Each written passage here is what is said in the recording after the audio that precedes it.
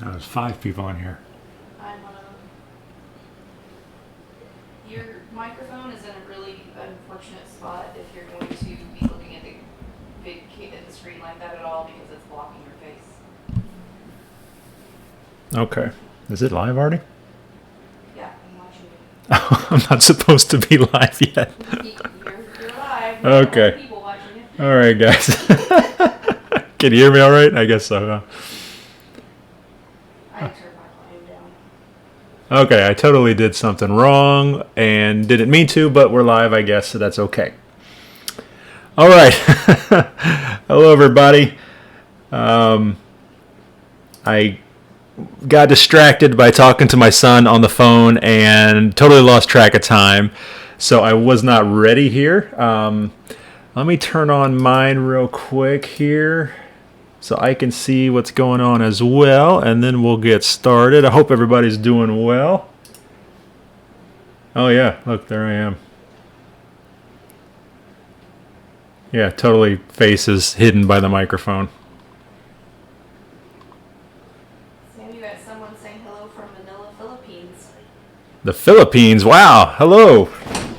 Man, it must be late there, I apologize. Turn this down, let me turn this microphone down so I won't get any feedback. Okay. You're up to 19 people, a bunch of everybody's just saying hello. Cool. And I'm going to keep looking over here where my screen is. You guys can see my screen. That way I can just keep track of everything. Let me know if you guys can hear me okay. I'm using the microphone that I made the review of. This is the first time I've used it in a live stream, so hopefully it's working all right. I think it is.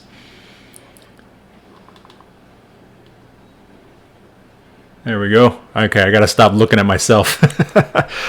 Let me make the chat here full screen so I can at least keep track of it also a little bit. So, let's get going on this, guys. I was inspired by Matt and Corey from Blind to Billionaire, who I think is in here or will be in here sometime. They've been doing a couple live streams lately just to kind of break up the monotony of this quarantine everybody is in, whether that is self-imposed quarantine or mandatory quarantine. It can get kind of boring. So we thought we would do some live streams. Corey and Matt have done a couple already, and they've been great. They've got a big one planned for tomorrow, so if you are available to watch anytime, they're doing an all-day live stream tomorrow. So head on over to Blind to Billionaire YouTube channel, and you can watch him and Corey all day long. Get a really good glimpse into a day in the life of Matt and Corey. I told him, I was talking to him on the phone yesterday, and I said, "Are you sure you want to do that?" I said, "That's a lot like having your family, your relatives come to visit, and you are forced to entertain them for all day long." I was like, "You're not even going to be able to just duck out and go, watch an episode on Netflix or anything like that at all. You're going to be in the public eye all day long." But yeah, he's down to do it, so that's going to be pretty cool. I think I'm going to make a guest appearance on the live stream there as well. You got someone that's watching from Cape Town, South Africa. Cape Town, South Africa. That's awesome. Welcome, everybody. And everyone says that, most people say they can hear you perfectly fine. Someone said that there's an echo. I'm not catching the echo. No. Let me turn mine up real quick and see if I can hear an echo. Well, you might cause yourself feedback.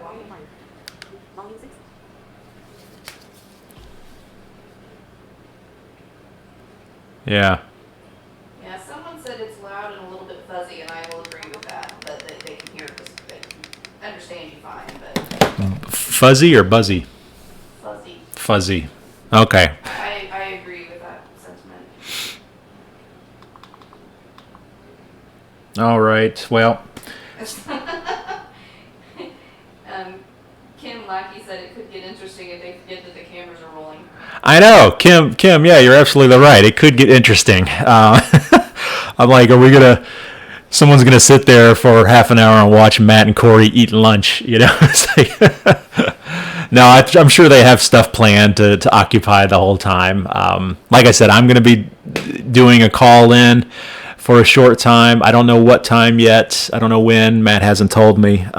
Sometime in the morning, I think. But and then I think he's planned out some other phone calls from other YouTubers. So it should be good. Is on here now. Corey from the Blind Billionaire. Okay, Corey's on here from Blind to Billionaire. Corey, I was giving them the lowdown on your event tomorrow, telling them they should head on over there and tune in. And someone said, don't forget the cameras are rolling.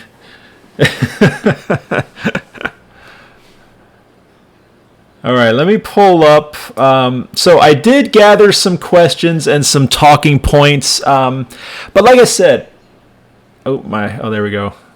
The video keeps freezing, I think. But this mainly was just, I wanted to do my part to help with the boredom and, keep people entertained in some way, I guess. Give them something to do for an hour or so. But I did. I put the question out there on social media, told people we were doing this live stream tonight, and if anybody wanted to put up a question and something to talk about. I did have one. What really prompted this was earlier today, Rachel and I were cleaning out our refrigerator. And this was one of the questions, actually, things to do during the apocalypse that we're going through right now.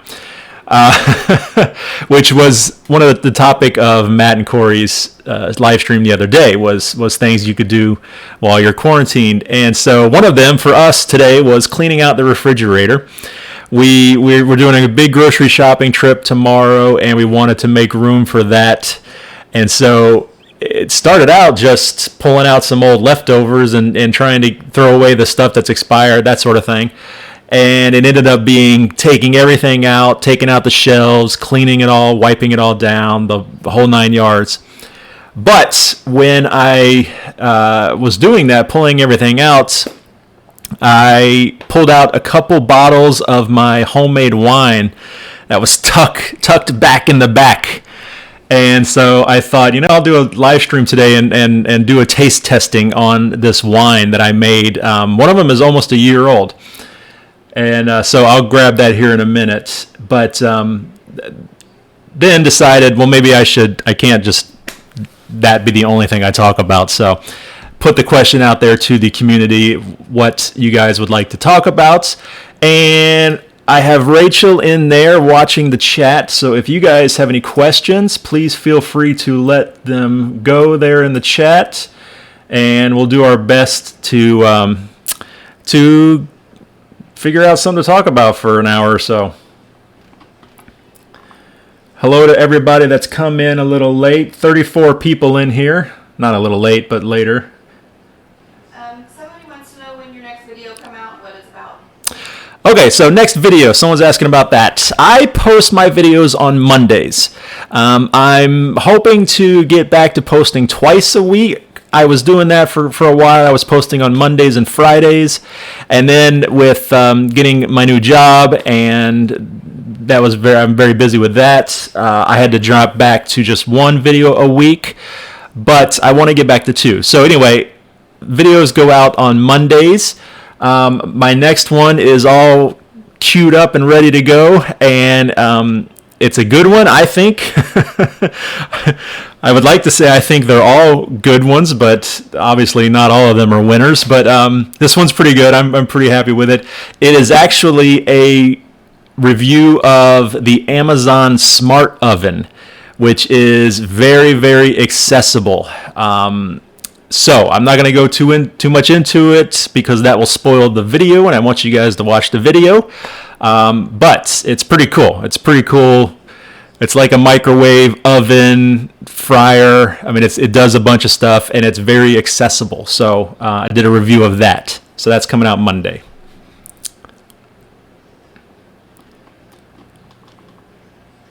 So let's see. Hello again to everybody that's new coming in. 42 people in here. Yeah, it's growing. So someone living with low vision said, "Good luck, Sam. Here in Australia, it was a nightmare to do groceries. The prices have been dramatically increased, and it's hard to find toilet paper." Wow. So someone reported that in Australia, it's the grocery prices are high and it's hard to find toilet paper. I think the toilet paper shortage is worldwide. Yeah, I think everybody's going through that. And I was actually, as I said, I was a little late today because I was talking to my son on the phone, and we were talking about that and about how the memes on Facebook have been killing me about the toilet paper. Just the funniest memes about toilet paper. It's really bringing out people's wit and humor, which is great. That's not a bad thing to joke about, the lack of toilet paper and how it's kind of becoming a commodity nowadays.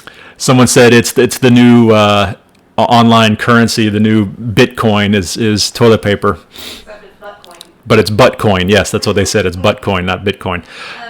See It My Way wants to know if you have a hobby and have you been working on your hobby since the Okay. thing. Someone asking about a hobby. See It My Way. Yes. And that was one of the questions I got on social media, maybe from the same person, but asking about hobbies and my hobbies in particular. And Rachel can attest to this, I have a little bit of a problem where I get really interested in something and I learn a lot about it and I get just good enough to be above average, and then I move on to something else. And that was... You forgot the spot where you spent a lot of money on it. Yeah. And then you move on to something. Yeah, I don't know if you guys can hear Rachel, but she said I forgot the part where I spent a lot of money on this hobby before moving on to the next hobby. Well, we don't talk about that part about it. But You're frozen completely. Am I frozen? Yeah. No, it's moving on mine. It's not on ours. I'm watching the same one you are. Well, I think you're watching it real time, right? We're delayed. no, I'm watching the... I know it's frozen on mine, and someone else said, "What happened to you? I lost you." Uh-oh. Maybe try and refresh. I don't know, because it's still moving on mine. The chat's moving. Yeah, the chat's moving. Well, I'm going to keep going. So, I've had, like I said, I had a lot of hobbies. I've always been an artistic person, meaning that I like to draw, and I did painting for a little while there. Always been like to draw. And in fact, I've mentioned this many times before that that was the direction in my life was going towards being an artist, and in particular a comic book artist. I love drawing superheroes and big muscle guys and villains and all of that. But of course, it got harder and harder to see the detail as my vision got worse. But, I still love to do that. I have to do it on a much larger scale. Exited the live stream and got back in, and that helped free it up. I like whiteboards, drawing on a whiteboard, a nice big whiteboard. That's awesome because I can get up close and do that. But I also draw using CCTV. And so I'd actually thought about maybe doing like a live stream where I draw on a CCTV, showing how you can do it with accessibility, or maybe with a wearable device, draw some pictures and things like that. So kind of get back into that maybe. I also have been playing my video games a lot more lately. One thing is that I'm still working and still doing YouTube, so I haven't been as affected by all of this as like Rachel has. Well, she's still going into work too. Yeah, well, as a lot of people have, I should say, they've been quarantined at home. I was already working from home, so a lot of it hasn't really changed too much for me. But I've been playing a lot of Minecraft a lot lately, which Minecraft is really the only game I play because it's the easiest for me to play. I use a special texture pack on Minecraft. If you're familiar with Minecraft, you can get these texture packs that change the way all the different blocks look, and they're themed. And I use this one called City, and so it makes everything look more like it would fit into a modern city. And so it simplifies a lot of the blocks and takes away a lot of the complex textures. Getting very, very intricate here in my details about this, but I've got a whole video. I made a whole video and I showed examples of this texture package. But with that, it makes it easier to play. And so it boosts the contrast and, like I said, takes away the textures and the busyness of all the blocks, simplifies everything. So I've been playing a lot of that lately. Plus I've got it hooked up to my monitor here, so it's on a big 40-inch TV, and I can get real close and play it like that. So I've been doing that. And, oh, go ahead. So somebody is asking, so my question is, do all iPhones have or use VoiceOver on the camera, or is it just the later model? Sorry for the ignorance Android user over here. No. Asking about VoiceOver on iPhones and using the cameras. No, that's a feature of any phone or tablet that has VoiceOver, iPhone or iPad that has VoiceOver, or iPod Touch, is going to have that functionality in the camera where it tells you one face, center, one face, two faces. It has that. Yeah, that's just a part of VoiceOver. So if it has VoiceOver, it's going to have it. And I think, and someone can correct me about this, but I think it started in iPhone 3, maybe, is when VoiceOver first came into play. I could be wrong about that. But so, yeah, any of the modern iPhones are definitely going to have it. Now, that kind of leads right into, you guys keep coming with questions. That's no problem. But I did get a question on, it was like Instagram or Facebook or something, I forget, but asking about Mac accessibility, iMacs and that sort of thing, and my thoughts on it. Now, I will be 100% transparent. I'll be honest. Macs, that's a bit of a hole in my expertise, and that's a little bit where I've dropped the ball. I have played with one twice in my life, and I got so frustrated I didn't want to do it again. But just because I wasn't familiar with it. I'm a PC guy, so I'm used to certain things on a PC. And when I tried to use a Mac, I wasn't crazy about the magnifier, the way it worked. But it's just like anything. You got to play around with it for a little while and give it a chance to kind of soak in. And so I don't know a ton about it. There are a lot of people that are much more proficient in the Apple computers than I am regarding accessibility. I have since gotten an iPhone and I've got an iPad, so I'm really good with the iOS accessibility now. So I can answer questions about that. Okay, here's a question for you. All right. This person says, I have many questions, but as a visually impaired person myself, how difficult would you say it is joining or being a part of the workforce? How difficult is it to join or be a part of the workforce? That's one of the most difficult things, I'll be honest. It definitely shouldn't let you stop, don't let it stop you from trying, but it is very difficult and it's very intimidating. That being said, there are programs set up. If you're living in the U.S., you can get connected with your Department of Vocational Rehabilitation in your state, your Office for the Blind, Department for the Blind. It kind of goes by a bunch of different names. I think they just rebranded here in Kentucky called Career Services. But they will help get you the training you need. They will help you find positions, apply for positions, go in and work with your employer to make it, adapt the working conditions to work best for you.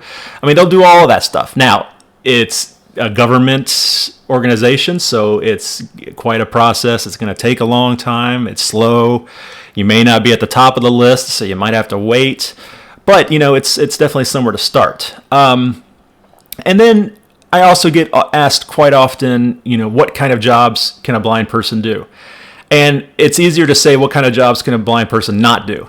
That's an easier list to come up with than what they can do. You can do just about anything you want to do. But once again, just be aware that it's going to be tough. You might have to, make these adaptations. You might have to work with your employer, and then yes, there are some jobs that just are out of the reach. It's not possible.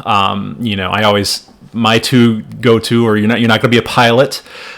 You're not going to be a driving a truck across country. But there's still a ton of things you can do. I know lawyers. I know therapists, healthcare professionals, educators. People in retail, self-employed. I know a ton of people who are visually impaired that sell assistive technology. So there's a lot of stuff out there. You just have to be a little creative. Do you think it's harder being a YouTuber that's blind or has low vision? Harder being a YouTuber that's blind or with low vision? Yeah, absolutely. Just the logistics, the mechanics of setting up your camera, editing. Somebody has asked, several people over the years have asked, how do I edit, and would I make a video showing how I edit? And maybe that is one I will do very soon. I don't think it's going to be a very interesting or exciting video, but I know a lot of people are curious about that. But just the editing process takes me 2 to 3 to 4 times as long as it would. Oh yeah, easily 2 or 3 times longer than it would a perfectly able sighted person. And then setting up the camera. My camera has a flip up screen, which is a coveted feature in YouTube world, but I can't utilize it. I can't sit back and see that little screen. So I still have to line my shot up with my magnifier on the back of the screen with just an empty chair, and then press record, go around, sit down and sit there for a second, and then get back up, go back, watch that video, that clip on the camera to make sure I'm in frame and everything, and then adjust if I need to, and maybe do that 2 or 3 times. So it's a real pain, man. That's why I really like my new setup. If you guys haven't seen, I did a video a couple weeks ago about my new YouTube setup, and I've got a big 32-inch monitor connected to my camera so I can see myself in real time. And so I can just reach out and adjust the camera and see myself on the screen. And it's so much better. It's so much better that way. So, but yeah, it's definitely difficult, but it's not impossible. I also made a video recently about how to start a YouTube channel with vision impairments. Talked about some tips and tricks. Having your camera mounted, having a repeatable system that you do every single time, just like my new YouTube setup is a repeatable system. So there's definitely ways to do it. Once again, just like everything, if you want to do it, you just got to figure out the way to do it that's going to work the best for you. Coda Gray said they're playing Animal Crossing right now, and says that I'm blind. It's challenging but possible. Animal Crossing, yeah, is that the new one? I think a lot of people were hyped about a new game coming out. It might have been Animal Crossing. That's what I was just talking to my son.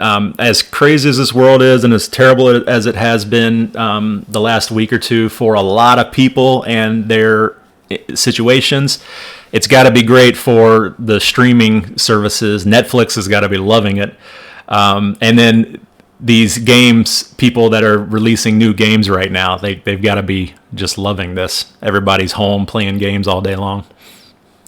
Warren Wheatley wants to know what the best apps and tech to use on the iPhone for streaming and making YouTube. Best apps for iPhone or iPad for streaming or making YouTube videos.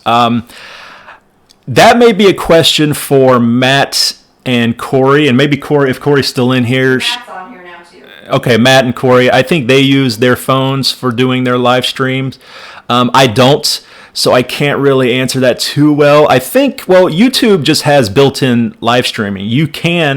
I use a third-party streaming client that then connects to YouTube, but you can just go right through YouTube and click the go live icon and then just start streaming. There's a prerequisite. You have to have, I think it's like 1,000 subscribers or something like that, or maybe a certain number of watch hours before that's available to you. I don't know exactly what it is, but so that might be the best option to get started anyway. But yeah, Matt and Corey, if they don't answer in here or it's not good for them to answer in this chat, definitely check out their their live stream tomorrow, all day. Someone was asking how much was the WeWalk Kane. Do you remember? The WeWalk Kane, I want to say it was between $300 and $500. I don't remember exactly. I apologize about that. Well, once again, I'm sure it's listed on their website somewhere, or you can always contact them. I bet if you just Google WeWalk Kane, a little shopping thing is going to pop up and tell you the price. Sorry, I'm still looking. That's fine. Let me see. Let me go back to one of my questions here. I've got someone wanted to know the best tripod for the iPhone 8 Plus. Really, anything. I don't have any kind of special recommendations. I've got an old Manfrotto tripod that I didn't even know it was a Manfrotto. Manfrotto is kind of a good name in tripods and camera equipment in general. And I just had this old beat up tripod, and then one day I looked on it and I was like, oh, it's a Manfrotto. But really, any tripod's going to work. You just need to get one of the cell phone clips that will attach to a tripod. They make the Joby Gorilla Pod. I've got one of those. That's really good too because it can go into a bunch of different positions and it can wrap around things and hang on to stuff. Really anything. A stack of books would work. Someone said, what is your favorite kitchen appliance as a visually impaired person? Favorite kitchen appliance. I'll repeat the questions because, like I said, I don't know if you guys can hear Rachel in the background there. Favorite kitchen appliance. I love my Keurig. I wouldn't be lost. I'd have to go back to the old way of making coffee, but I love my Keurig just for simplicity and repeatability. It makes the same cup of coffee every time. There's no guesswork. I've got a talking thermometer, like a meat thermometer, food thermometer, that I would be lost without. Use that almost every time I cook. Definitely every time I cook like chicken or, we make pork chops or steaks or something like that. I don't really cook steaks much, but definitely that. And then we have a talking food scale that I use a lot. We use that for food. If we buy like 3 pounds of hamburger to save a little money, then I'll use that to portion out into 1 pound bags. But I also use it for shipping. I ship a lot of products with my job, and so I am constantly needing to weigh packages so that I can fill out the online click and ship with the United States Post Office, USPS, and then I can just print off the label, and I love that service. For me, I don't have to try and find a ride to the post office to ship a package. It's great. But like I said, having that talking scale makes it, I wouldn't be able to do it without it. So I love those two things. And my big old giant oven mitts. It's not a mitt, it's an oven glove. I made a video about this too. It's an actual glove where all the fingers are separated and it goes all the way up to your elbow, your bicep. So I love that too. I would hate not having that as well.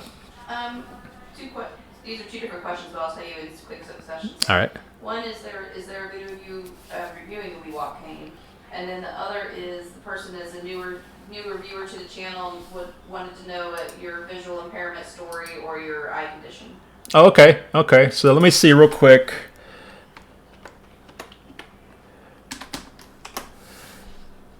Okay, so yeah, someone asked if I have a video for the WeWalk cane. Yes, and if you go into YouTube and if you just search WeWalk, my video is the first one that pops up. Little bit of pride right there whenever my video is the first one to pop up. And then someone said they're a new viewer and they were asking about my vision impairment and my story and all that. I will say, I'd be happy to answer that, but I will say I have a whole video that I recently did talking about my vision story. If you are on my YouTube channel, you're on the main page of my YouTube channel, it's got the tabs. Well, this is everybody's YouTube channel. We have the tabs at the top underneath your banner, and the title, it'll say like videos, about community, playlists, about. Well, the very last tab has a little magnifying glass icon, and that's a search. And so that's where you can search on that person's channel. So if you search on mine for Vision Story, you'll find my video. But I have Stargardt's disease. It's a juvenile form of macular degeneration. It's a recessive hereditary disease. So both parents had the recessive gene. Nobody else in my family other than my sister has Stargardt's that we know of. But because it's recessive, my sister and I both won the genetic lottery, and we both got the disease. And my visual acuity right now, or at least the last time I had it checked, was 2400 in my left eye, 2800 in my right eye, or right around that. I always say, take that with a grain of salt, because every doctor I go to, they have a different way to test acuity. I went to one, and the lady just stood about 8 feet away from me with a card, and she's like, okay, which way is this letter pointing? And I'm like, this is a very scientific test you're giving me right here. So, but that's what they told me the last time I went.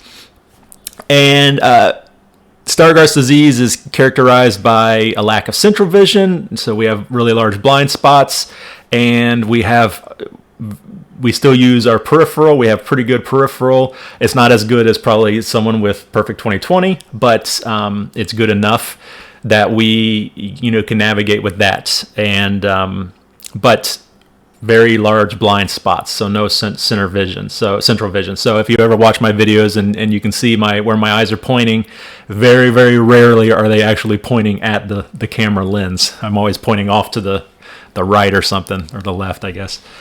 But that manifested around age 11. I got diagnosed. My sister is about 2 years older than me, so she was diagnosed a couple years before I was.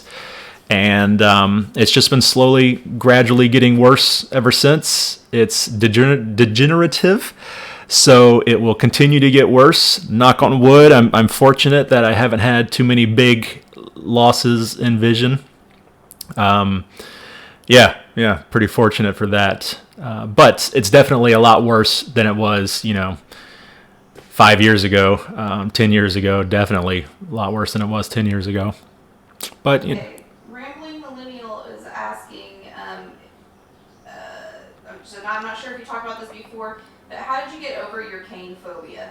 I didn't get one yet, and I know it could benefit me, but I'm still weary. So Rambling Millennial, which is a fantastic name, is asking about Kane Phobia and how to get over the Kane Phobia. And really, it's hard. It is hard. I made a video about acting more blind than I am whenever I use my cane, because I feel like I have to live up to that stereotype of the typical blind guy tapping the cane back and forth. Like, I feel like if people see me using a cane and I'm not doing that, they're gonna think I'm faking, or I'm a poser or something like that. And it is. I still, to this day, every time I use my cane, I still have that everybody's staring at me. And as I said before, with my vision impairment and having peripheral vision, I see just about everything all at the same time. So even though I'm trying to look in the direction of the camera, I don't know if I am, but I'm trying to. I see my light, I see my microphone, I see the chat moving up over here. I see all of this stuff, and I'm aware of all this stuff at once. So if I'm standing in a restaurant or a fast food place and I'm waiting for my order, incidentally, fast food places are the best places to have a cane. I see people like looking at me, kind of glancing at me, or as they're walking by, they do that long gooseneck or rubberneck stare at me. I see these things, and so that definitely doesn't help. It's not so much a phobia, but it's a I don't want to be this person. I don't want to stand out. I don't want to be the weird guy with a cane. But as I always say, the benefits in those situations definitely outweigh those little annoyances. Once again, like I said, fast food places, I walk up, there's no awkward, well, I can't read your menu, well, you're not wearing glasses. I know, well, glasses don't help, it's clear. I'm holding a cane and I say, what kind of burgers do you have? They are so eager to help, because I've got the cane. It's a clear indicator of I have a vision impairment. I might need help. This is why I can't see the sign on the wall. I've actually had people say, what's your number one special? And they'll look back at the menu and they're like, it's right there. I've had that happen to me before, but with the cane, never. It's always a good, pleasant experience in those situations. Traveling, it just takes practice. It's exposure therapy, right? The more you do it, the easier it gets. Well, and when you use it and realize how useful it is, it makes it easier to use it the next time too. Like, you're not scared anymore when you're like, oh god, this doesn't make it easier. Yeah, like Rachel said, the more you use it, the more benefits you see, the easier it is to use it the next time. And I think people's perception is changing. Accessibility is the cool, sexy thing right now, right? Everybody wants to be accessible. So we are the cool group of people nowadays. And so I think, like I said, I think people, that old stigma of helpless, blind person, I think that's going away. I traveled to Europe last year, and it was fantastic having the cane. People stopped and asked if I needed help, which, that can be annoying, but a lot of times, yeah, actually, I do need help. I can't read any of your street signs. I need to find this. Can you show me where this is? So, yeah, definitely give it a shot. Jan from Prague is on here. Oh, Jan from Prague. Speaking of my European trip, I was visiting Jan in Prague. Boogie Woogie Barbecue wants to know if there's any news on the Sunu Band app upgrading to include navigation. Do you know anything about that? Sunu, no. Boogie Woogie Barbecue is asking about Sunu and their new app. They just, I've been working with them, talking back and forth here and there about some new stuff. And no, to answer your question quickly, no. Unfortunately, I don't know anything about it. As far as like turn-by-turn navigation, they do have the compass, and where you can point your hand in a direction and say, it'll tell you what's in that direction. You can choose like restaurants, and it'll tell you what restaurants are in that direction. And as you turn your hand, it will tell you in that direction you're pointing at. But then to say, all right, Sunu, take me there, navigate to there, I don't think you can do it yet. At least I haven't heard about it yet. Another question is, do you have any suggestions on dating while visually impaired? Of course, I am blind, and of course the default is doing it online. Do you have any suggestions? Dating. that's a broad topic. Rachel and I, a couple years ago, we did a video series called Couples Q&A, where we talked about dating, we talked about marriage, raising children, having a home together, all with, a sighted person with a visually impaired person. So you might be interested in that. Once again, you can search on my channel for that, Couples Q&A. You've never dated online? Or there's a playlist. Yeah, I was dating pre-internet. Well, not pre-internet. I was dating pre online dating. I dated a lot through chat rooms. This was back in old AOL days, late 90s. I dated in chat rooms. I would meet people, so it's basically online. And then I would arrange a place to meet, and I didn't have them pick me up. I didn't offer to pick them up because I wanted to, have that connection first before it came out that I couldn't see. I did say that sometimes. I was upfront sometimes, but I make it sound like I went on a ton of dates. I didn't go on a ton of dates.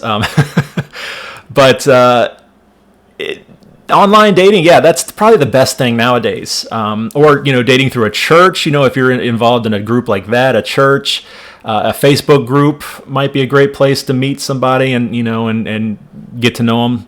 But it's all about personality, right? That's my main thing is, I think I was talking with Casey from How Casey Sees It once, and she put it perfectly. She's like, if you're if you've got a really down personality and you're no fun, well then, yeah, you're not going to get too many dates. But even if you're a blind person and you have a great personality and you're fun to be with and exciting and all that, then everything's going to be fine. The vision impairment, it's I won't say it's not a big deal because it is, but it's not the biggest deal, if you know what I mean. You have anything else to add to that, Rach? No, I don't think so. This daddy and daughter discussions, Meg made a comment that I thought was really funny. Said fast food places are the funniest because I still look up at the menu even though I can't read it. You do the same thing, don't you? Yeah. Daddy and daughter discussions, which is another great YouTube name. Said that he still looks up, or she, maybe, I don't know if it's he or she, looks up at the menu when they're at a fast food place. I do that all the time, and I'm like the whole time I'm doing it, I'm thinking, why am I doing this? I think it's that awkward. Well, I don't know where to look. The person standing there at the register staring at you. Everybody else in your group is looking up at the menu, so I do that too. Maybe it's just that learned that behavior. Like that's what everybody does at a fast food place.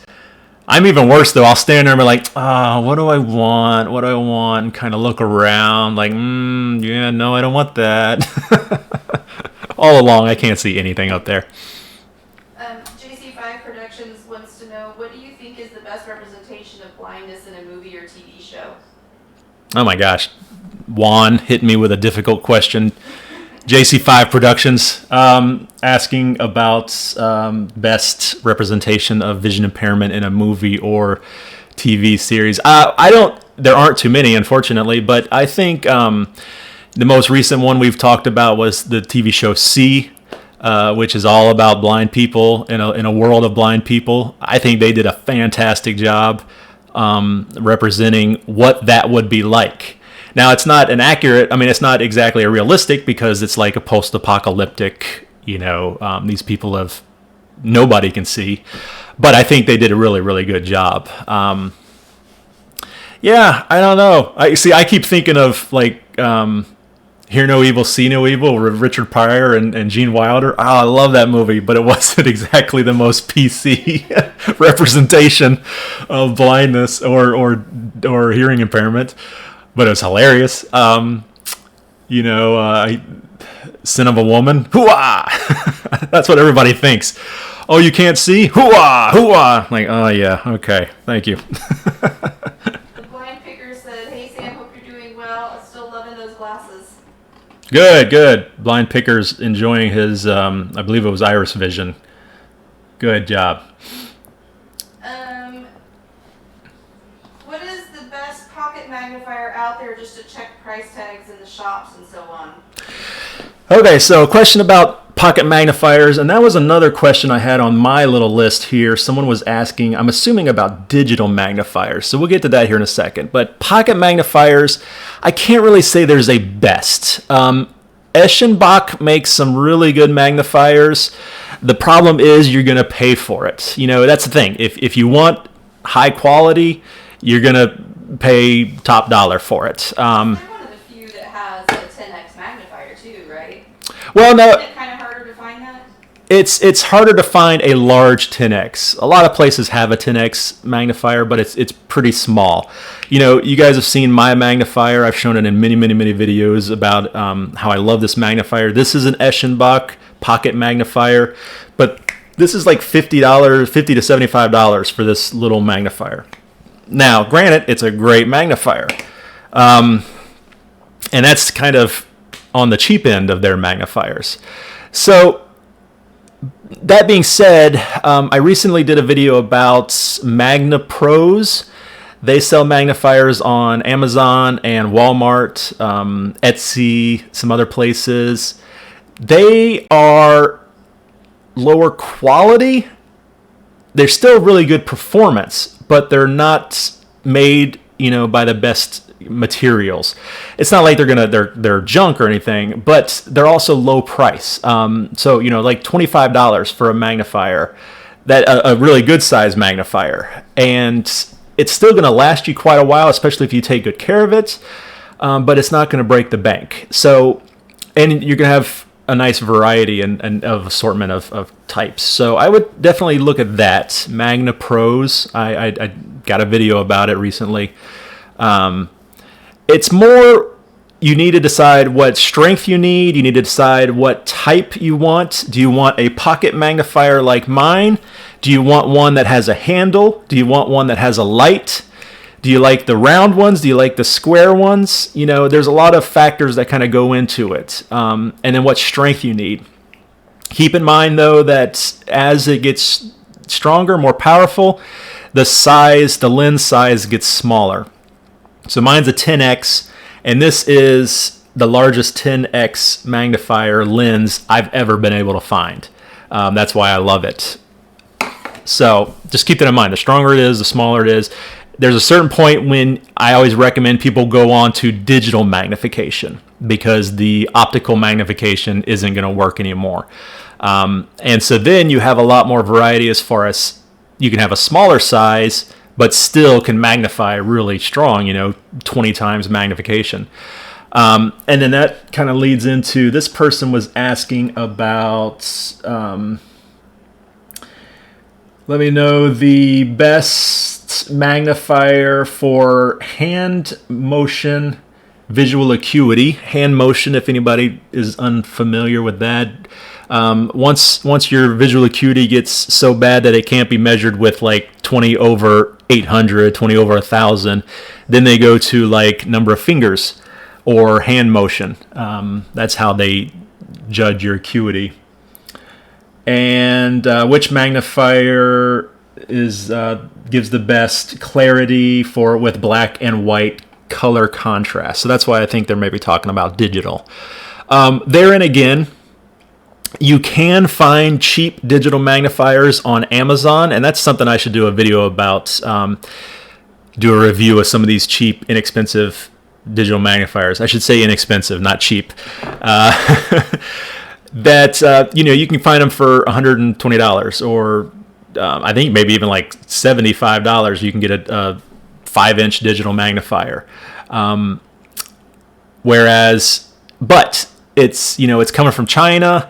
It's not going to last very long. The battery might wear out. A button might fall off eventually. They're not going to be built the best.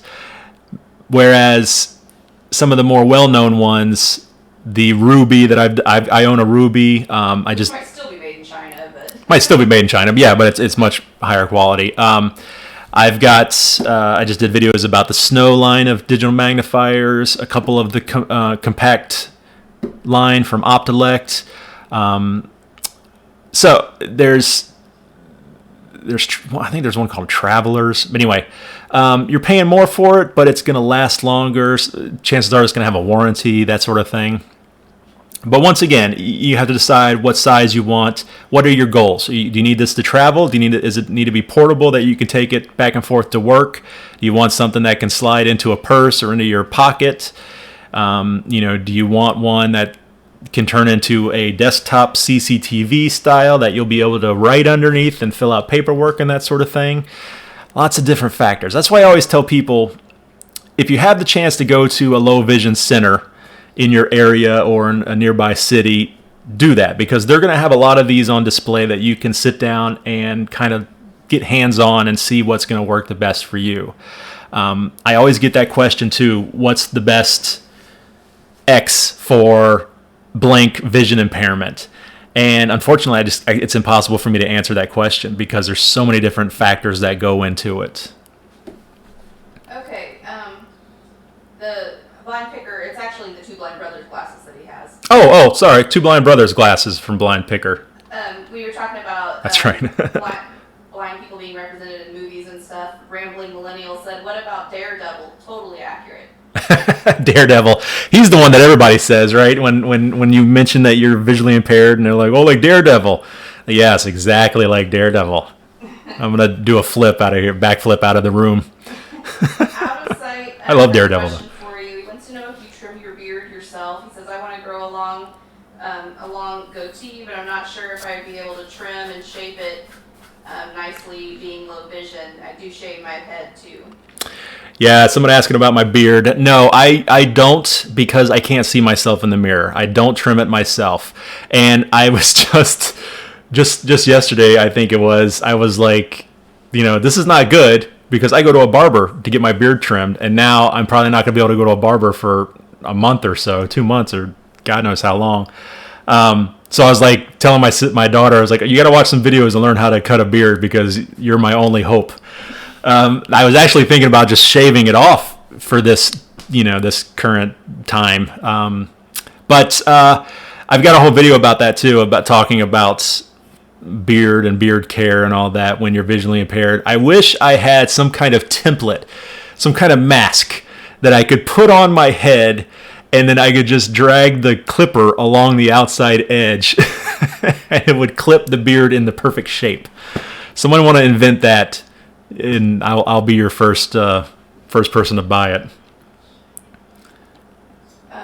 Several people mentioned that they use their phones as a magnifier, or they use the Ruby for a magnifier. Yeah, it's great. There's lots of great magnifying apps on your phone. I've done videos about that as well. The one thing I always tell people, though, is that when you have a device that is made to do a bunch of different things, it's going to do all those things pretty well. But if you have a device that's made to do one thing, then it's going to do that thing great. Hopefully. So most cases. So, a digital magnifier that's built, a handheld digital magnifier or something like that, it's going to perform better than an app on your phone. But that being said, you save money by using an app. You've already got a phone with you everywhere. It's very convenient. So I'm not knocking using your phone at all. You do sometimes. I do, yeah, in a pinch, because I don't carry a digital magnifier with me, mainly because I've got my phone. I use my phone camera for looking at like electronic binoculars a lot of times. If I need to see something in the distance, I'll use my camera and zoom in, and maybe even snap a picture and then zoom in on the picture. I know a lot of people do that. Everybody can probably relate to that. According to Doug, says you could do the ZZ Top look. According to Doug, talking about ZZ Top. You know what? One of the things I wanted to talk about with things to occupy your time. Netflix is great. If you have a Netflix account, if you don't, I recommend getting one. They have some fantastic documentaries about musicians.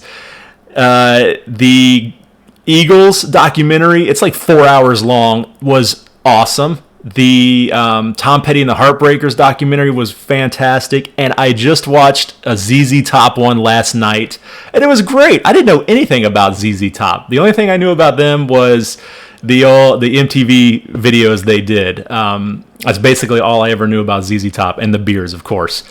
But I learned a lot about them, and really cool guys. And yeah, that's what everybody always says about the beard. The long beard is the ZZ Top, or Duck Dynasty. I get that a lot too. Callie says, do you like Orcam, Cyber Eyes, or do you have another product that you would recommend that she did not mention? Orcam, Cyber Eyes, or another product. So once again, you kind of have to think about your goals, and because they are they share some similarities, but they are mainly designed for different people or different vision impairments. So Orcam, if you are going to need magnification of some kind, then Orcam's out. It doesn't have any magnification. CyberEyes does. CyberEyes does digital magnification. It does the OCR text to speech. It does the color identification. It's got the mood ring where you can tell if people are happy. I mean, admittedly, that's kind of a novelty thing, and it's probably not very practical in most situations, but it has all that. It has the glasses. It's got the wearable goggles, headset. It's got the camera on the glasses separate that shows up on your phone screen. Plus, it's got the app on the phone by itself. So it's got a lot of versatility.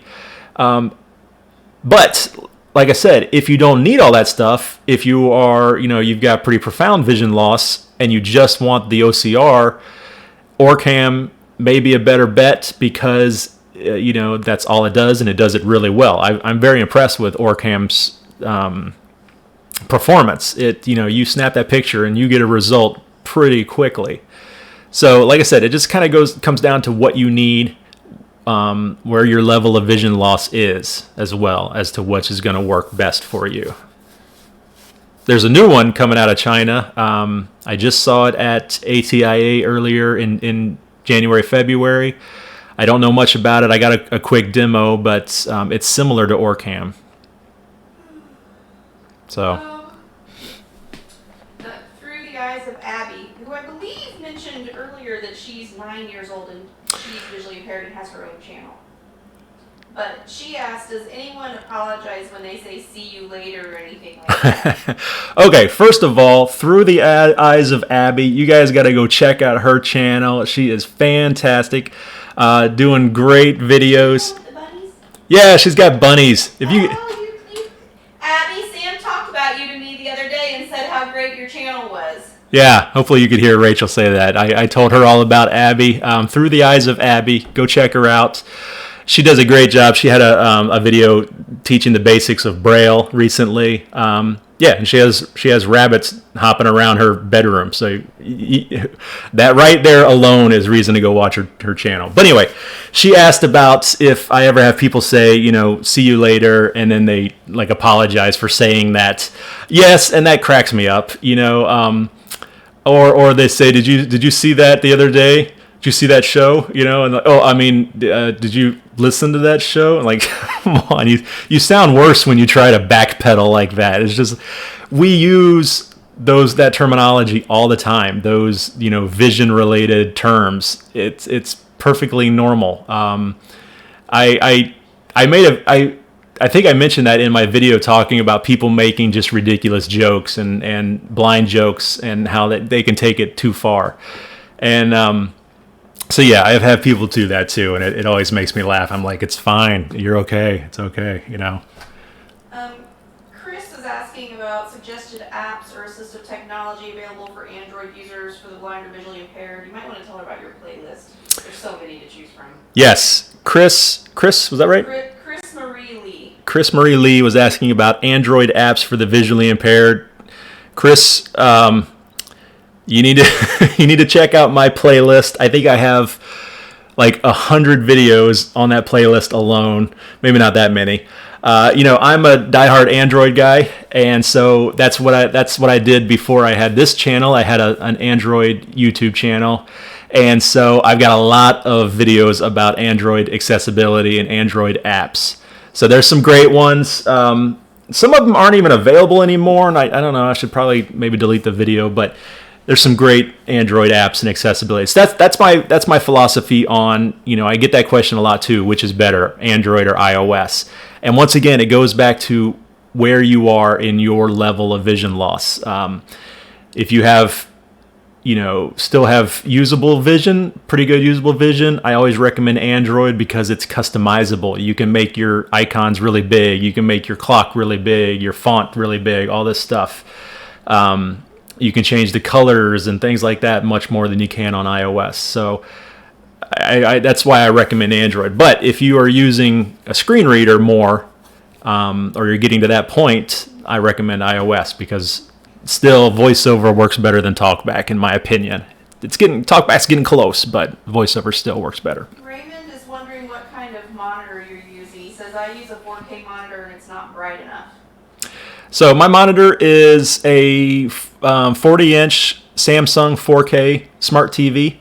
And I like Samsung. I've kind of landed on Samsung and stuck with it for the last couple TVs because they have really good contrast. Their blacks are very black, and their whites are nice bright white. So that's kind of why I stick with them. That's the thing, you can find cheaper monitors, but less expensive monitors, but it might not be really good contrast. That's what I found anyways. And in low vision anyways, contrast is king. I need to make a shirt that says contrast is king. I'd be like, what is that shirt about? I know. It's an inside joke. You wouldn't get it. You're not cool enough to understand what this means. But yeah, if you want to learn more though, I keep saying it, I'm a broken record. I made a video about my monitor also. Keith says he's still on a Note 5. You loved your Notes, didn't you? I love the Note series. Note 5 was fantastic. Don't be sad about that. Note 5 is a great phone. The Note 4 was revolutionary. When it came out, people were like mind blown. Yeah. Let me see. While she's reading those, let's see what else people were asking. Someone was asking about. Let me see real quick. Mac OS, I did that one.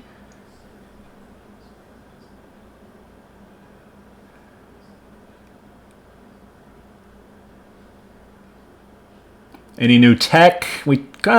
Any new tech that I've played around with lately? I just did the video about the Vision Buddy, which was very heated in the comments, man. The comments got the most reaction I've gotten from a video in a long time.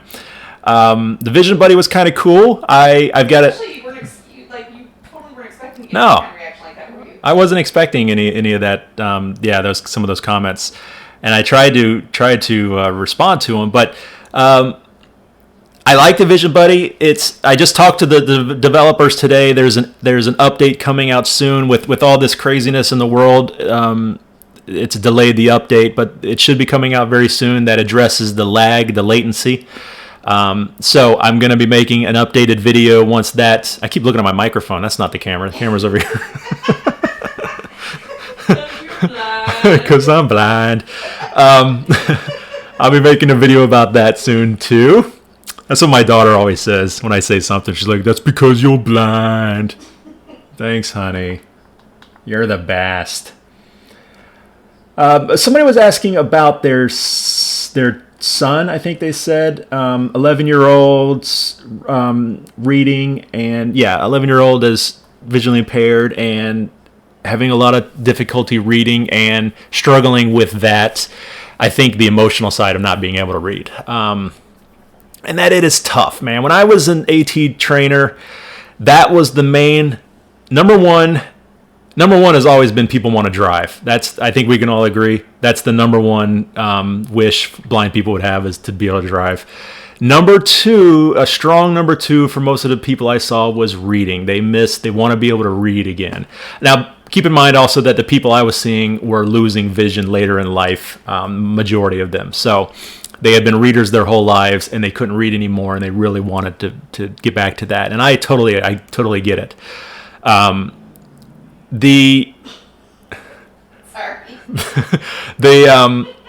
It is tough, man. But what I recommend is switching to audio, or trying to gradually switch to audio. If there are some devices that will project the words up on the screen while someone is reading it aloud, and so you can visually read it while you're listening to it at the same time. It helps with cognitive issues, people with cognitive issues, but that might be a great thing for people to transition. But I always recommend audio books, podcasts. I love it. I try to, the argument I give is it's like you're listening to a performance. yes, reading and you get your, your imagination going and you get the voices in your head and all that, but audiobooks, a lot of times the person is performing, the person does different voices for the different characters. Sometimes you can get these audiobooks that are full-on productions and they have music, and I'm listening to one now that I just recently listened to a book and it was a full-on production. They had the cast list just kept going on and on and on because every character was a different performer. They had a narrator doing the narration part of it. I mean, and then sound effects and music, and there was battles, and they had clanking swords and all kinds. I mean, it was really pretty intense. So you can get all kinds of audiobooks, but it is tough, especially at that age. I think trying to find a book series or a topic that they're really into. Yeah. Helps for any whether they're visually impaired or not. Any kid that doesn't love reading, I think finding a topic that they're really into. And for some kids, it's not fiction; it's nonfiction, which is weird because that was not what I wanted to read as a young kid. But I have friends that have young kids. It seems like boys more than girls that really are really interested in some certain topic, and so maybe they'll read a Pokemon book, but they won't read, a Pokemon encyclopedia, but they won't read, a novel or whatever.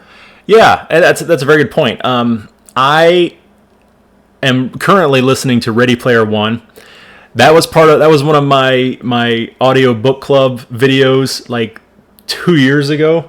Probably. I've read that book. There you go. There it again is one of those terms that we use. I'm not reading it, I'm listening to it, but I still say I read it. I've read that book. This is my 4th or 5th time listening to this book, and I love it so much, mainly because of the voice actor. It's voiced by, the version I have is voiced by Will Wheaton from Star Trek, Stand By Me, Will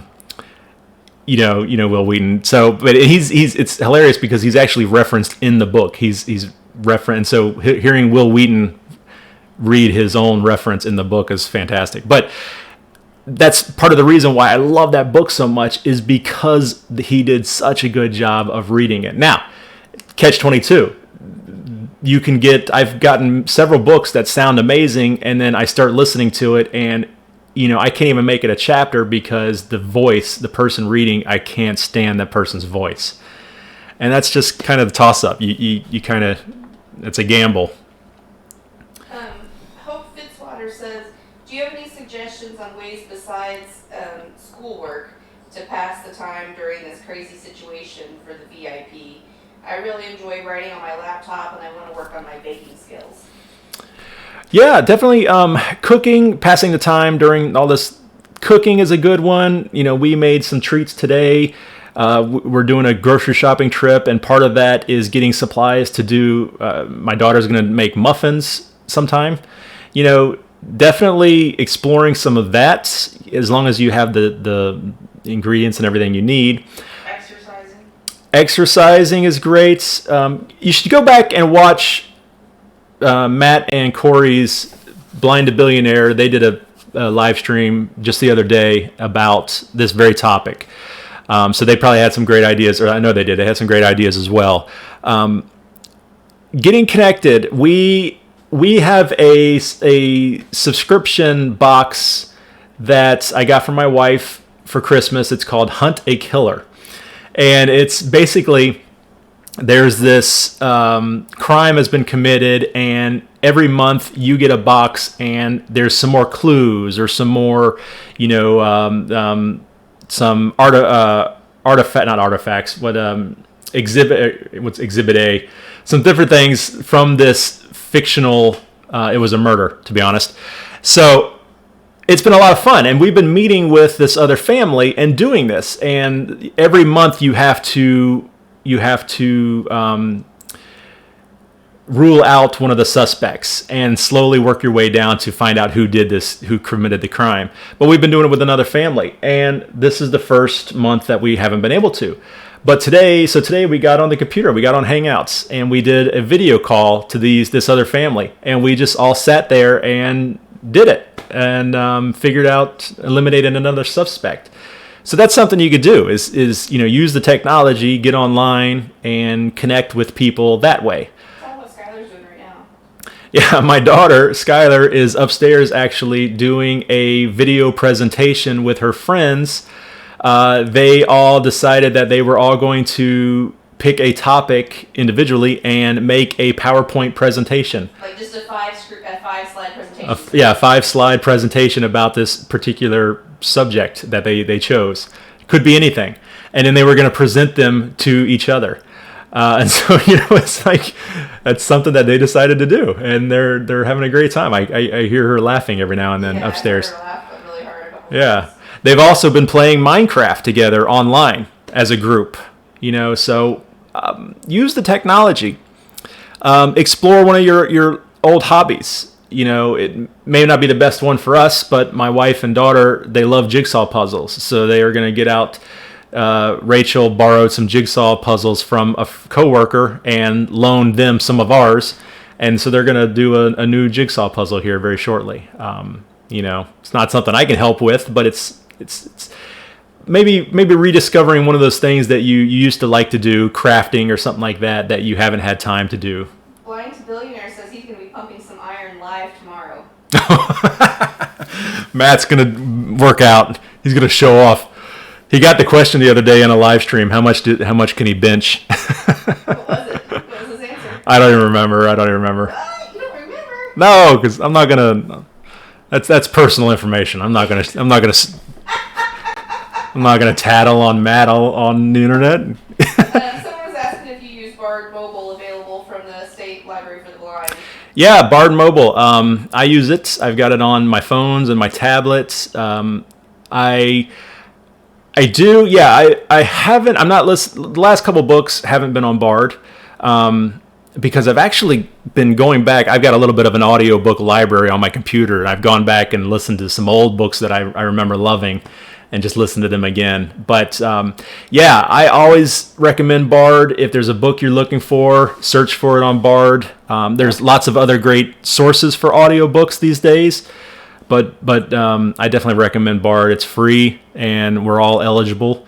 So and it's you can search for a book, and within 2 minutes be listening to that book on multiple different devices. I've got a video about that too. Daddy and daughter discussions is wanting to know what you think about the upcoming self-driving cars. I am fingers crossed. I cannot wait for self-driving cars. I am looking forward to that so much. It kind of terrifies me a little bit. I'm a little scared. Yeah, it's a little scary. I don't want to be the first, obviously, but I'm looking forward to that. My father-in-law, who lives down in Florida, he about 2 years ago, there was a article in his paper about they were doing testing in the little community he lives in, and anybody wanted to sign up and go for a ride in a driverless car, and he signed up. I don't know if he ever did or not, but so they were testing. They're doing lots of preliminary testing and all that, and I'm really looking forward to it. Blind Billionaire said he can bench about 260 or 265 right now. He does reps with 210 and 215. The most he's ever benched was 295. Yeah, Matt's showing off now. The most I ever benched was 135. And then I broke myself. Do you remember that? It was right before I had surgery, and I never reached that anywhere near that again. Yeah, Rachel got pretty into weightlifting there for a while, and she was getting pretty good. She said the most she ever benched was 135. Your deadlift, or not your deadlifts, but your squats were pretty good. No, they weren't. No. My max squat was barely more than my max bench, and it should be twice. Well. That's all right. I don't need to get into my exercise history. I keep injuring myself, so I keep getting into it, and then I injure myself, and then I was into it pretty good there too. If you go back and watch one of my videos, I think it was the one I talked about sunglasses. The sunglasses that work best for me. I looked really big in that video for some reason, and not heavy, but just I wasn't buff, but I was pretty good. I'm sorry. This is going to do legs tomorrow. Matt, no, Matt. He said he doesn't do legs. Yeah, he said no because I want to maintain an inverted triangle physique. Yeah, Matt doesn't do legs. You gotta do legs. I love doing legs, man. You remember I got to the point where my quads were like huge. My quads were huge. Yeah. They're still pretty good. I've got naturally. Why are we talking about this? All right, you guys want to see my quads? Hold on. Do we need to take this out into the garage, out to the squat rack? Let me go back to my things here. 503 Blind says he can lift a 22-ounce beer. There you go. Oh, someone wanted to know about blue light glasses. That's something someone wanted to talk about. So they said that in this comment, they said that their doctor said that with everybody on screens these days, by the time we're all 50, we're all going to have terrible vision, or everybody's going to have terrible vision. And I actually just recently watched a video about the blue light phenomenon, and these people went to I don't remember what it was, an eye hospital. And it was in like New York City. It was like the oldest eye hospital in the U.S. and one of the most prestigious, reputable eye hospitals. And they talked with a surgeon, and he's like an expert on all types of things. And he said that the blue light, there's some research there where they force these poor they talked about it, these poor mice. They shine an intensive blue light into their eyes for like long periods of time, and not even letting them like blink or anything. And yes, it has shown to kill some cells. But the guy said that we don't get that much intensive blue light in our eyes at once, with computer screens and phone screens and all that. They said, but just based on this little bit of research, it's kind of blown up. And nowadays, when you go to buy glasses, regular prescription glasses, they always want to add on that blue light filter extra cost. And he said, no, don't do it, because it's such a waste of money. There's no proof yet that blue light has any negative effect on vision to damage our eyes. Now, I don't know about the whole, I think it affects your sleep. Yeah, it keeps you awake at night. Your brain can't shut off as easily if you have the blue light. But I don't know about that. But as far as damaging, this video I watched anyway, from this expert, he said that no, it's complete. It's just kind of blown up, and there's really not that much research backing the claims. So there, I will preface that, not preface, but I'll disclaimer, I am not an expert on any of these matters as well, so take that with a grain of salt. JC5 says he doesn't know how much he can bench, but the most pull-ups he did in one set was 15, which is pretty impressive. Oh yeah, I'm terrible at pull-ups. If you guys see my frame, this is not a light frame. Even if I'm at a good weight, I'm a heavy guy. I tell people how much I weigh, and they're like, "Are you kidding me? You're not that heavy." I'm like, "Yeah, that's how much I weigh," because I've just got a stocky, heavy frame, and so pull-ups are hard for me. So if you can do 15, you're the man. If you can do 5, you're the man, or the woman. Sorry, I don't mean to be sexist. So those are all the questions I had here. Hang on just a second.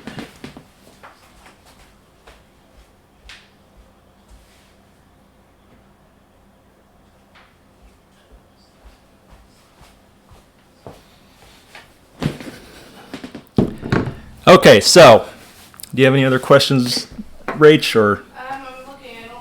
Unless I missed something earlier, which I'm sure I did at some point in time.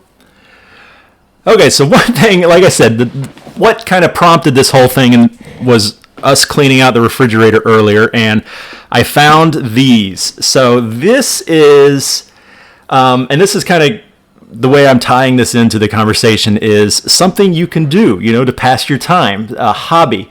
Last year, I decided that I wanted to brew my own wine and mead and cider. I love cider. I don't drink beer. I don't like beer. I love cider.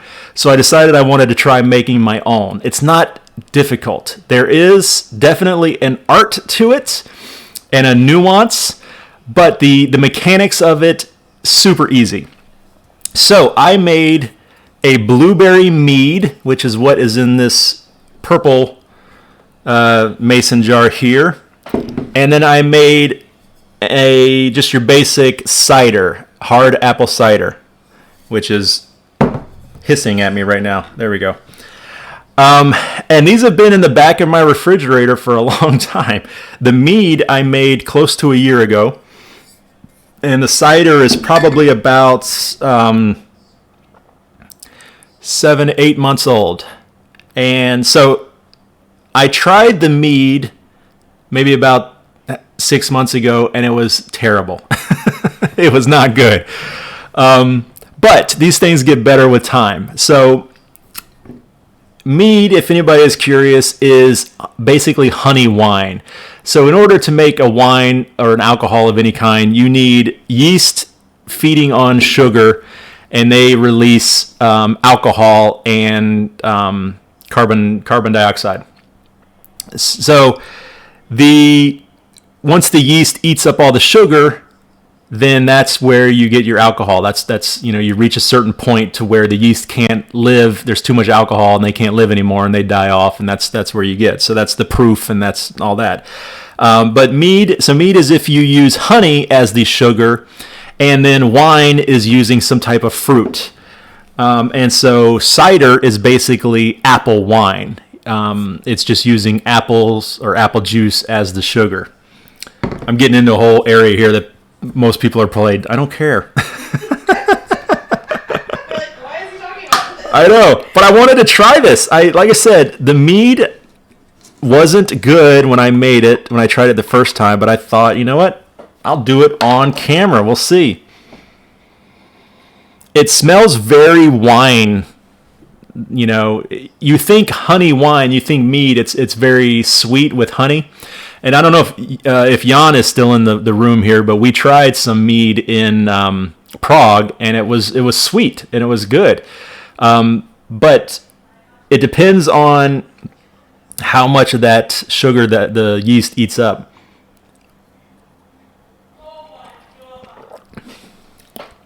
Oh man, that's actually good. Is it? Is that the one that was really bad? Yeah, the mead was terrible, but now after a year of sitting in the fridge, it's actually good. It's like a wine, but I guess like a Merlot, or not a Merlot. What are we? A Moscato. So it's sweet. It's got a little bit of sweetness. It's not dry anymore, but it's not super sweet. Oh, that's actually really good. I wish I had. This is my only jar. I gave away some jars. Okay, so that's the mead. The mead turned out good. It's not blueberry at all. It just got the color from the blueberries. I kind of wanted it to be more blueberry. And now we're going to try the cider. The cider was also not great when I first made it, and I sweetened it a little too much. So you can... it comes out very dry, like a dry wine, and then you do what's called back sweetening, where you add in sweetness afterwards.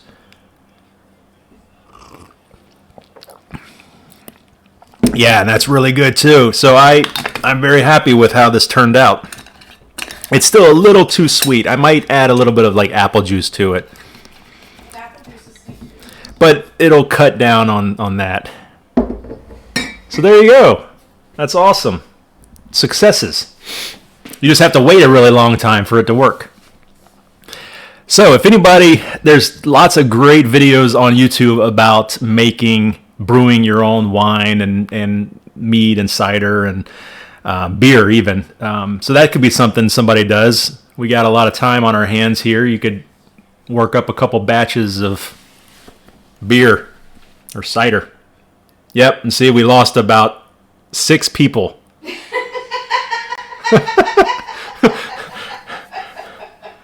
Oh, we're losing more. I'm losing them. Let's get back to talking about blind stuff. Someone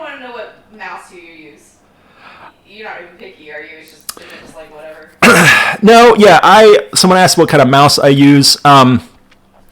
I am not super picky. But I do have a mouse that has the thumb buttons, and that's because I have it's a Logitech, I know that. And with the Logitech, I could program the mouse buttons to or the thumb buttons to whatever I wanted to. Traditionally, they're back and forward in like a web page, but I changed it to the increase and decrease magnification for my Windows Magnifier, so I don't have to take my hand off the mouse to do the keyboard shortcuts.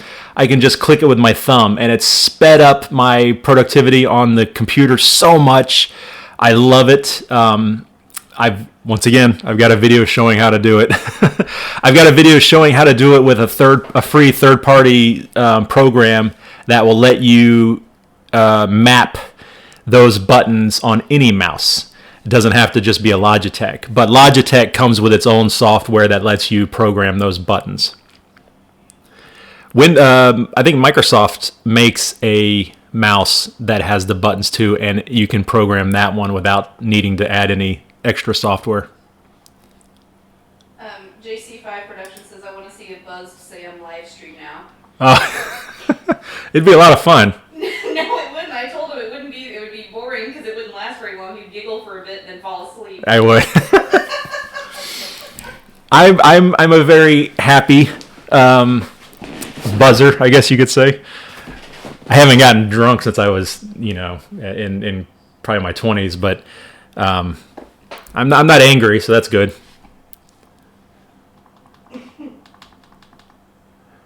LOL. I see people laughing. Someone asked, do you use Zoom Text? No, I don't use Zoom Text. As a AT trainer, I've used it many times. I used it for a long time. Back when I was on Windows XP, I used Zoom Text. And then when Windows 7 came out, it wasn't compatible with my version I was using. And so I didn't have it all of a sudden. So I had to find an alternative. And that's when I started using just the basic Windows Magnifier. And it was terrible, of course, back then. I had I had Zoom Text Fusion, and I used that a little bit. But then once again, when they started adding in JAWS, and it went to Windows 11, or I keep saying Windows, sorry, Zoom Text 11.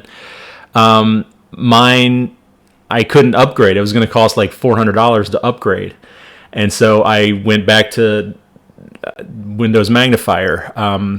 But I've used it many times, and it's good. It's a very heavy program. You need a pretty strong computer to run it without any issues. And then you can't have too many programs open. You can't have Excel open and then have a Word document open and Zoom Text open and then get on the internet. It's going to really start to lag. But it's great. I kind of have on the back burner a Zoom Text video that I need to make. I've been talking with AI Squared, and it's Vespero now, about doing that. So I should do kind of an updated what it's like now. They've changed a lot of things. So Rosie said, what do you use to make the font that big? So that's just the Windows Magnifier, right? Yeah, so I'm just using Windows Magnifier. So it's really good now. They've done a lot, and then there's a spring update coming out very soon. Hopefully, if Microsoft hasn't closed down with all this, there's a spring update for Windows coming out very soon. That's going to have a lot of really cool accessibility features, new features built in. But they've done a lot. They've improved it a lot over the last 2 years, probably. They've smoothed out the edges. That used to be the thing about Zoom Text, is Zoom Text had edge smoothing, and Windows Magnifier didn't. So when you zoomed in really big, everything was really pixelated and jagged, whereas Zoom Text wasn't. It was nice and smooth. But Windows Magnifier has that now. They've added in a bunch of things, like you can change your cursor colors. That was a question someone else had about they keep losing their cursor. So I prefer, and I don't know if you guys can see my screen. I think you can. I prefer the inverted cursor. I do the largest size and the invert, so that if it's on this black screen here, it's white. But if I go over a white screen, there we go, it turns black. It takes the opposite color of whatever is beneath it. So it's much easier to find that way. But now they have all kinds of colors. You can choose custom color. You can make it bright yellow if you want. You can make it hot pink. You can make it really big too. They've increased the sizes you can choose. If you're showing your cursor, you need to show it at the farther away part of your screen. Oh. You can't see the closer part of your screen. Yeah. So here it is on the black. It's white. I'll zoom in really big. But if I go over this blue, it takes kind of a orangish color because that's the opposite. Let me come down to my... So now on the white here, it's black, or at least the... Michael Halcombe said, how hard is it to hook the TV up to the tower?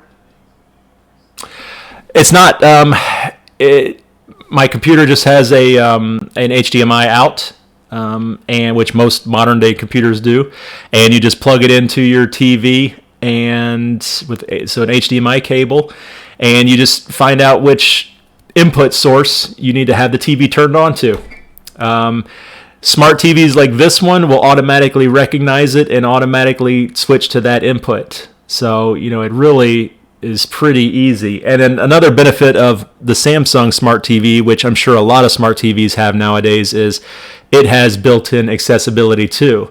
So I have the voice turned on. So I have a screen reader built into my TV, and so it reads all the menus. It reads, what source input I'm on.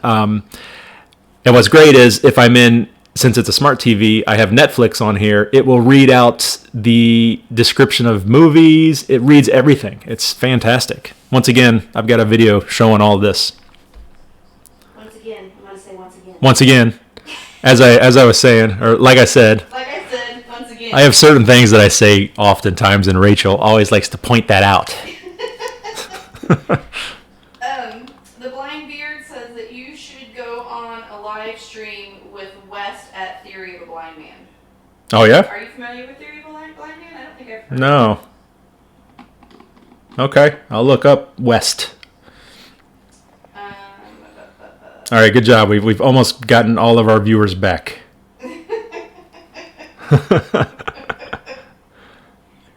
Nobody wants to talk about booze, I guess. So, someone asked about social groups for the blind. What are good social groups for the blind? And I don't know, other than online stuff. There's a lot of online stuff. Yeah, social groups for the blind. So, I guess BCB kind of was. Yeah, in a lot of areas, a lot of cities, especially bigger cities, there's going to be organizations for the visually impaired, and they will have get-togethers and meetups and sometimes community outings and things like that. Your local council of the blind, or your office for the blind, your local council of the blind. You just have to Google it, what's in your area. The local chapter of the ACB. Yeah, American Council of the Blind, National Federation of the Blind. There's lots of, they have groups in different cities. A lot of the main cities, most of them, pretty much every main city will have something. But then there's also online groups. There's a ton of Facebook groups. I wonder if you lived in a big city, there's probably a Facebook group for like New York City blind singles. You know what I mean? Like there's probably, or blind young adults or whatever. Yeah. There's probably Facebook groups in cities that you can get together. There's on iOS. It's not available on Android, but on iOS, iPhone, iPad, there's an app called. Am I gonna blank on what the app is called? I don't know what it is. Vision Aware? Is that what it is? But it's a resource where you can type in your city and it will pop out all the different organizations and things that are available in your area. Vision Connect. That's what it's called. Vision Connect. Free application. It's not the prettiest app. It's very text based, which is great for screen readers and all that. But Boogie Boogie Barbecue mentioned Lighthouse. He said his local Lighthouse group is awesome. Yeah, Lighthouse. Lots of big cities: Chicago Lighthouse, Tampa Lighthouse, San Francisco Lighthouse. There's lighthouses there all over the place, and they're great. Lighthouse for the blind. Living with Low Vision said if anyone is in Australia, try Cocky Guides. They are a sensory tactile tours all over Australia. Cocky Guides in Australia, sensory tactile tours. That reminds me, I just tweeted out the other day about the Library of Congress is offering tactile tours of the facilities there. So if you're ever in Washington, D.C., you can find out when they are offering these tours, and they let people go in and touch the exhibits and the points of interest, whereas you're normally not allowed to touch them. That's pretty cool. Bevan Weber said, my dad's friend is also blind, and he has an iPhone, and he told my dad he can send a message and do stuff without touching the phone. I don't know how true that is, but do you know anything about that? Yeah. Android, you can do a lot of that too. Absolutely, and that's true for Android and iOS. I repeat it. I don't know if they can hear. Yeah, someone, Bevan, was it? Said that they have I didn't catch it. With friend. Dad's friend said that they can send text messages and all types of things on an iPhone without even touching it. And yes, absolutely. And that's true for Android as well. And I've got lots of videos showing all these types of things. So once again, I'm looking at the microphone and not the camera. Sorry. It's this large dark thing right here in my face. I feel like I want to talk to it. So you can, especially not touching it, if you enable either the OK Google or the Hey Siri. So I don't have Hey Siri turned on my phone, on my iPhone, but I've got my Android phone here. So if I say, OK Google, what time is it? Okay, and then thank you Google. We have a Google Hub in the room there, and it always responds instead of my phone. But it told me what time it was.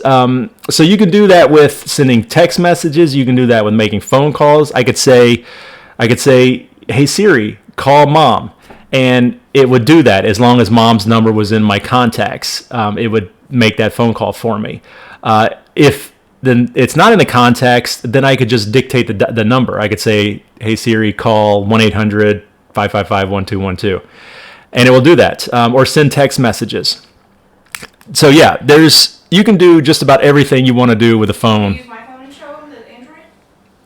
That's what I was doing, the Android, and it connected to that one. But on mine, you can just squeeze it and do it. Oh, that's all right. I can show you.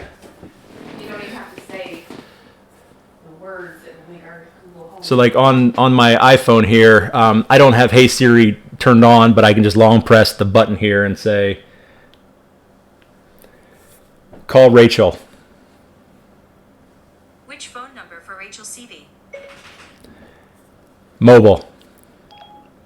Calling Rachel CV mobile. Oh, I probably shouldn't show your phone number on. Yeah, let's not do that. It doesn't have a number. Okay, and her phone's ringing, so I'm just going to hang up. So there you go. Yeah. It works really, really well. Or you can say, search the internet for C-SPAN, or I don't know, whatever you want to look for, or open a web page to YouTube, or I can say search YouTube for The Blind Life, and it will open up YouTube and find that for me. So, and then if you have VoiceOver turned on, it will relay all this information to you with speaking. And now everyone's thanking you for setting off their Google. Did I set off everybody's Google? Okay, Google. Alexa. Yeah. Siri. I gotta turn mine off. It's Google didn't like that. It said Alexa. Alexa, what time is it? There, now everybody's Alexa's. She just told me to have a good night. Thank you. JC5 Productions said, would you ever all participants are in the dark. That would be fantastic. JC5 was asking about a blind escape room. I haven't heard about this. My family, we've talked about doing one of these escape rooms, and I was like, I'll go with you, but I'll pretty much just be standing there. Maybe, if you read out the puzzle, I can maybe help, but there's not much I'll be able to do. But a blind escape room where the lights are off and everybody's blindfolded, that would be great. Definitely do that. You should ask for ideas of, you haven't done a blind challenge in a long time. Yeah, so if anybody has any ideas for blind challenge, so I have that series, Blind Challenge. It's been a year and a half.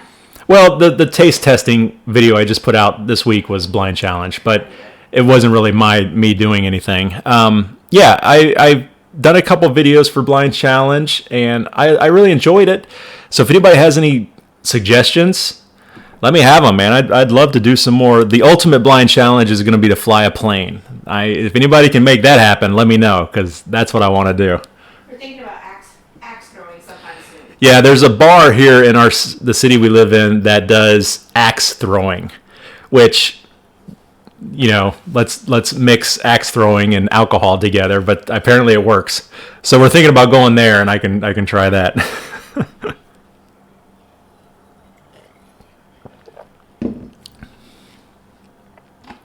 So just a repeat reminder, everybody, if you have some time, tune in to Blind to Billionaires YouTube channel. Tomorrow, they're doing an all-day live stream. I will be a guest on there at some point. So someone said, how about martial arts? Someone suggested martial arts. So there's actually a martial art for the blind. It's called One Touch. I did the training to become a coach, and I never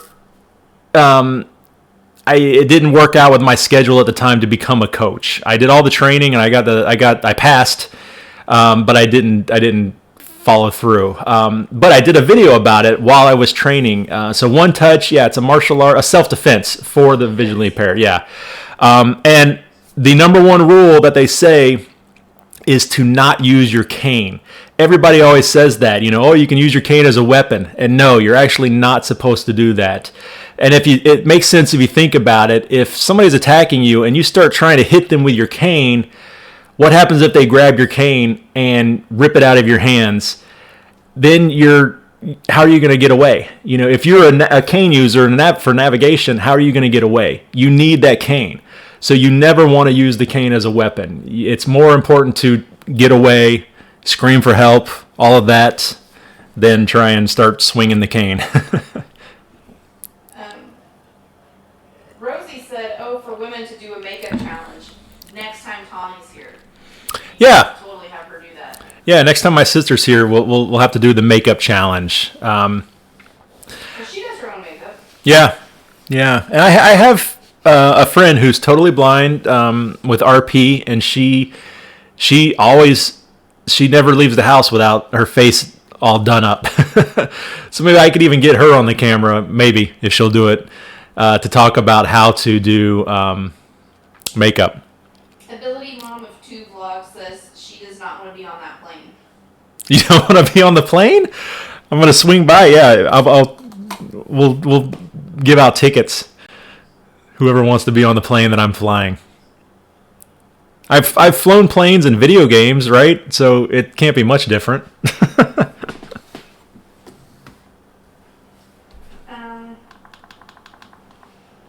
don't see any other questions on here, babe. Okay. It's 9:48, so we're like an hour and 45. Okay, yeah.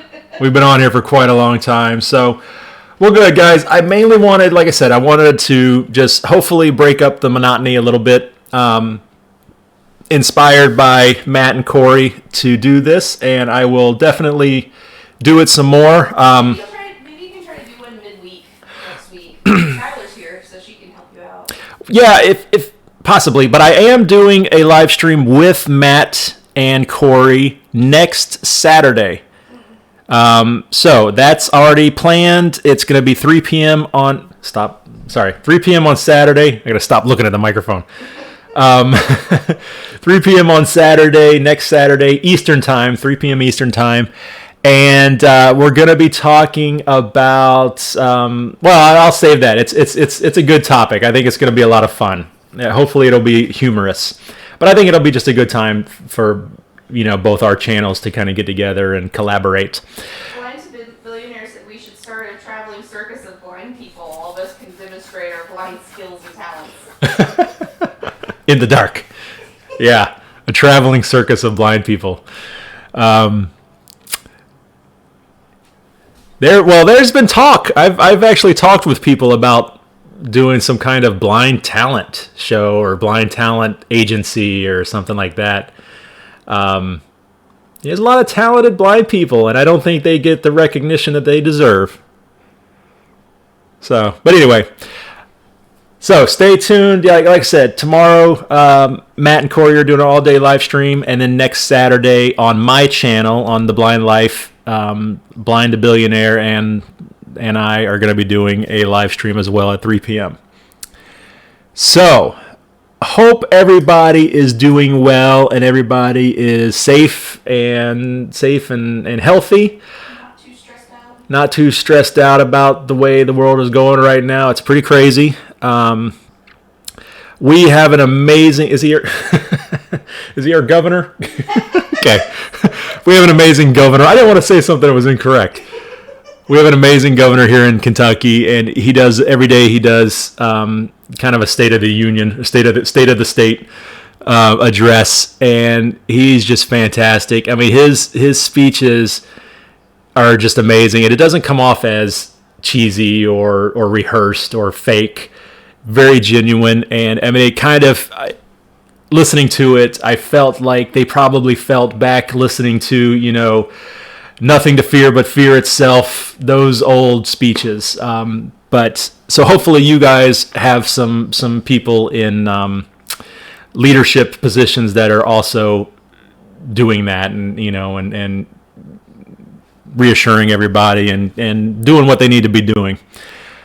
But one of the things that what I was getting at is one of the things he said is like, this isn't the first time that the U.S. or the world has faced adversity, and we will get through it just like we always do, and we'll come out on the other side and be better because of it, which I hope so. So, I hope everybody is doing that, having a great weekend, enjoying the weekend, doing what they can while they're staying a safe distance from everybody else. And, we'll go ahead and close up here, guys. Thank you very much for hanging out with me for almost 2 hours. I appreciate it. I will see you all next week. Once again, stay tuned. Video coming out Monday. It's a good one. I think you're going to like it. As always, thank you very much for watching The Blind Life. Sam with The Blind Life. If you guys need anything, let me know. And yeah, if not, I will see you next time. I got to go back to my other page here and find out how I actually end the stream. Okay. Thanks, guys. We'll see you next time.